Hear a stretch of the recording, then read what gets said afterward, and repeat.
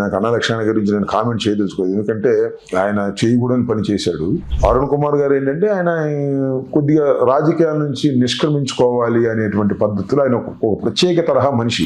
రాజశేఖర రెడ్డి వెంటే నడిచిన వాళ్ళందరూ జగన్మోహన్ రెడ్డి వెంట నడిస్తే బాగుండని ఉంది, కానీ Rajasekhara Reddy is a Congress party. మీరు మొన్న ఎన్నికల్లో కూడా కూటమి అభ్యర్థులకి కనీవిని ఎరుగున ఆధిక్యతలు వచ్చిన మీరు మాత్రం హోరాహోరీ పోరు సత్తెనపల్లిలో మీరు జరిపారు. కన్నా లక్ష్మీనారాయణ గారి ఆధిక్యత చూస్తే ఇక్కడ కన్నా లక్ష్మీనారాయణ గారితో మీరు మొన్న పోటీ పడ్డారు. ఇదే కన్నా లక్ష్మీనారాయణ గారి మీద ఇవాళ మీ మీద ఎటువంటి దాడులు అయితే జరిగాయో, ఎటువంటి కుటుంబ సభ్యులను ఎట్లా భయభ్రాంతులకు గురి చేశారు, ఆయన కూడా గతంలో ఇటువంటి అనుభవాలు చేదు సంఘటనలు ఆయన కూడా ఎదుర్కొన్నారు. కానీ ఇవాళ ఆయన తెలుగుదేశంలోకి వెళ్ళిపోయారు, రాజీ పడ్డారని అంటారు. రాజీ పడని రాంబాబుగా మీ పోరాటాన్ని మీరు ఎంతవరకు కొనసాగించదలుచుకున్నారు, ఏం చేద్దాం అనుకుంటున్నారు? శ్రీకాంత్ గారు, ఇప్పుడు మీరు కన్నా లక్ష్మణ గారి గురించి చెప్పారు. సరే, నేను కన్నా లక్ష్మణ గారి గురించి నేను కామెంట్ చేయదలుచుకోలేదు, ఎందుకంటే ఆయన చేయకూడని పని చేశాడు. ఆయన ఏ పార్టీలోనే జరగచ్చు, కానీ తెలుగుదేశంలో చేరకూడదు. ఎందుకంటే ఆయన హిస్టరీ ఈజ్ లైక్ దట్. ఎందుకంటే వంగవీటి మోహన్ రంగారావు గారిని హతమార్చినట్టుగానే చంద్రబాబు నాయుడు నన్ను కూడా హతమార్చడానికి ప్రయత్నం చేశాడు అనేటువంటి ఒక అభిప్రాయాన్ని ఆయన తరచూ వ్యక్తం చేస్తూ ఉండేవాడు. సరే, ఆయన ఇవాళకి ఉన్నాయి విజువల్స్, కానాలి ఏంటో ఎందుకో చేరాడు, that is a different matter. నేను సార్ 89లో నేను శాసనసభ్యుడిగా ఎన్నికైన దగ్గర నుంచి ఈ రోజు వరకు నేను నిలబడగలిగాను. పదవులు లేకపోయినా లేదు, చాలాసార్లు నేను 6 సార్లు పోటీ చేసేసరికి అవును 2 సార్లు గెలిచా. అయినా నేను రాజకీయాల్లో నిలబడగలిగా. 6 సార్లు గెలిచిన వాళ్ళకన్నా ఆమె పాపులర్. సోషల్ మీడియా వల్ల కానివ్వండి, మీడియా వల్ల కానివ్వండి, వాగ్ఘాటి వల్ల కానివ్వండి, కాంట్రవర్షియల్ వల్ల నుంచి కానీ, కింద పట్టడం మళ్ళీ లేకపోవటం, ఇవన్నీ కారణం ఒకటే, అది నా లాయల్టీ. నేను నమ్ముకున్నటువంటి నాయకుడు పక్షానే నిలబడ్డా. ఇది 89 నుంచి రాజశేఖర రెడ్డి గారు చనిపోయేంత వరకు రాజశేఖర రెడ్డి గారి వెంటే నిలబడ్డా. రాజశేఖర రెడ్డి గారి మరణం తర్వాత జగన్మోహన్ రెడ్డి గారి వెంట నిలబడ్డా. జగన్మోహన్ రెడ్డి గారు అధికారంలోకి రాకోకుండా 67 సీట్లకి పరిమితమైనప్పుడు ఆయన వెంటే ఉన్నా, అధికారం వచ్చి 151 సీట్లు ఉన్నప్పుడు ఆయన వెంటే ఉన్నా, కేవలం 11 సీట్లు వచ్చిన మొదటి రోజు నుంచి నా కంఠాన్ని వినిపించే ప్రయత్నమే చేస్తున్నా. దిస్ ఈజ్ మై పోరాటం. దీనిలో అనేక సార్లు కింద పడ్డా, అనేక సార్లు పడగొట్టేశారు, మళ్ళా సాహసంగా లేచి నిలబడ్డా. నిలబడి నా ప్రయాణాన్ని కొనసాగిస్తా, ముక్కు సూటిగా పెడతా. మళ్ళా నన్ను పడగొట్టడానికి ప్రయత్నం చేస్తారు. కుట్రలు కుతంత్రాలు జరుగుతూనే ఉంటాయి. మా పెమ్మసాని, లేకపోతే ఆంధ్రజ్యోతి, ఈనాడు, మరి TV5, లోకేష్ కుట్రలు చేస్తూ ఉంటారు. మళ్ళీ పడగొట్టడానికి ప్రయత్నం చేస్తారు. ఎక్కడో మళ్ళా పడతా, మళ్ళా లెగుస్తా. ఎందుకంటే నా లాయల్టీ, నా సిన్సియారిటీ రాజకీయంగా నాకు చాలా బలాన్ని ఇచ్చే అంశం. నాకు మంత్రి పదవో, లేకపోతే 2 సార్లు ఎమ్మెల్యేనో, 4 సార్లు ఓడిపోవటం, ఇవి కాదు.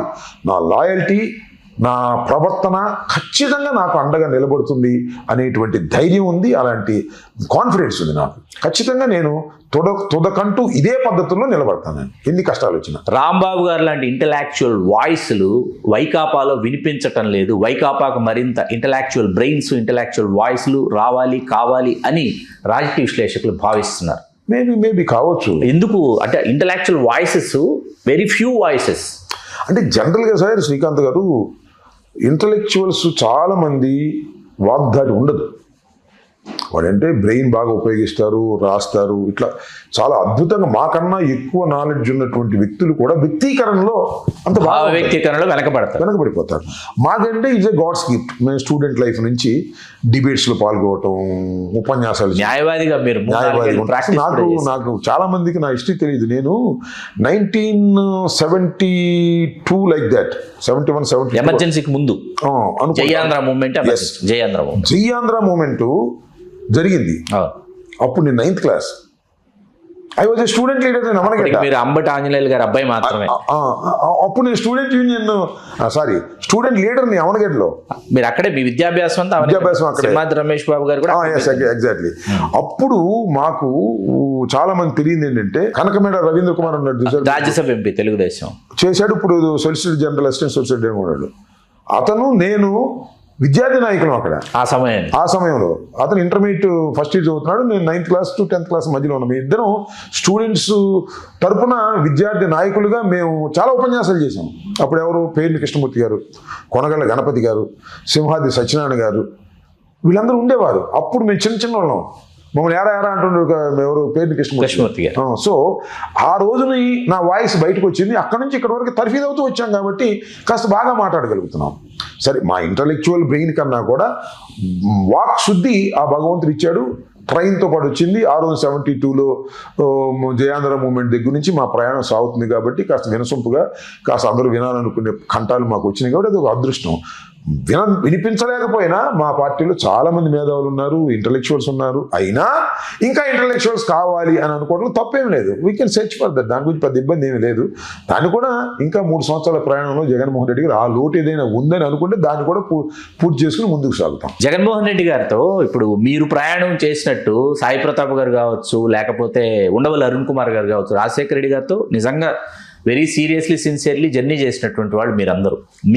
మీరు కరుణాకర్ రెడ్డి గారు, శ్రీధర్ రెడ్డి గారు పాదయాత్ర మొత్తం రాజశేఖర రెడ్డి గారితో కలిసి మీరు ప్రయాణించినటువంటి వాళ్ళల్లో మీలాగా ఉండవల్లి అరుణ్ కుమార్ గారు ఆయన సానుభూతి పరులాగా కాసేపు కనిపిస్తారు. వీళ్ళందరూ ఎందుకు కలిసి జగన్మోహన్ రెడ్డి గారితో ప్రయాణించలేదు? జగన్మోహన్ రెడ్డి గారు ఎందుకు వాళ్ళని స్వాగతించలేదు? అరుణ్ కుమార్ అయితే నాకు బాగా తెలుసు. అరుణ్ కుమార్ గారు ఏంటంటే ఆయన కొద్దిగా రాజకీయాల నుంచి నిష్క్రమించుకోవాలి అనేటువంటి పద్ధతిలో ఆయన ఒక ప్రత్యేక తరహా మనిషి. అతనేమి రాజకీయాల్లో డబ్బులు సంపాదించాలి, అవి సంపాదించాలనే ఆలోచన లేదు. ఆయన పూర్తి స్థాయిలో క్రియాశీలకంగా ఉండాలి లేదు. ఆయన ఎందుకనో ఈ వాంట్స్ టు ఎగ్జిట్. కాకపోతే ఒక ప్రేక్షక పాత్ర వహించి తన అభిప్రాయాలు చెప్పాలని అనుకుంటున్నాడు. ఏ పార్టీలోనూ చేరాలని అనుకోవట్లేదు. కాంగ్రెస్ పార్టీ సస్పెండ్ అయ్యాడు, అట్లా కొనసాగుతున్నాడు. దట్ ఈజ్ మనం ఇప్పుడు మీరు ఇందాక అడిగిన ప్రశ్న చాలా క్లిష్టమైంది. ఎవరు ఎందుకు రాలేదనేది రాజశేఖర రెడ్డి గారితో అంత సన్నిహితంగా ఉన్న వాళ్ళు కూడా ఎందుకు జగన్మోహన్ రెడ్డి వెంట రాలేకపోయారు అనేది డిఫరెంట్ వాళ్ళ వ్యక్తిగతమైన అభిప్రాయాలు, జగన్మోహన్ రెడ్డి గారి మీద ఉన్న అభిప్రాయాలు, లేదా రాజకీయాల నుంచి దూరంగా ఉండాలనుకునే అభిప్రాయాలు, లేదా కాంగ్రెస్ పార్టీలో పుట్టాం కదా, కాంగ్రెస్ పార్టీలో పెరిగాం కదా, కాంగ్రెస్ పార్టీకి వ్యతిరేకంగా ఎందుకు ఉండాలి, ఇందిరాగాంధీ దగ్గర నుంచి ఉన్నాము అనేటువంటి భావన ఏమైనా ఉంటే ఉండవచ్చు. అది వ్యక్తిగతంగా మనం చెప్పలేము. కానీ వచ్చి ఉంటే బాగుండేది అనేది అందరి అభిప్రాయం. రాజశేఖర రెడ్డి వెంటే నడిచిన వాళ్ళందరూ జగన్మోహన్ రెడ్డి వెంట నడిస్తే బాగుండని ఉంది. కానీ Rajasekhara Reddy is a Congress party, Jaganmohan Reddy గారు ఈజ్ ఏ సపరేట్ పార్టీ. ఆ ఘర్షణ, ఆ ఏర్పాటు మధ్యన చాలా మంది అటు ఇటు నలిగిపోయారు. కొంతమంది ఇటు వచ్చారు, కొంతమంది అటు ఫిక్స్ అయిపోయారు. దానికి మనం ఏం విశ్లేషణ చేయలేము. హలో, తెలుగు రాజ్యం ఛానల్ చూస్తున్నారా? సామాజిక, రాజకీయ, జీవన చిత్రణే తెలుగు రాజ్యం. అతిశయోక్తులు, అసత్యాలు ఉండవు. రాజకీయ కోణం కాదు, ప్రజా కోణమే కొలబద్ద. తెలుగు రాజ్యం వీక్షణ మీ ఉత్తమ అభిరుచికి నిదర్శనం.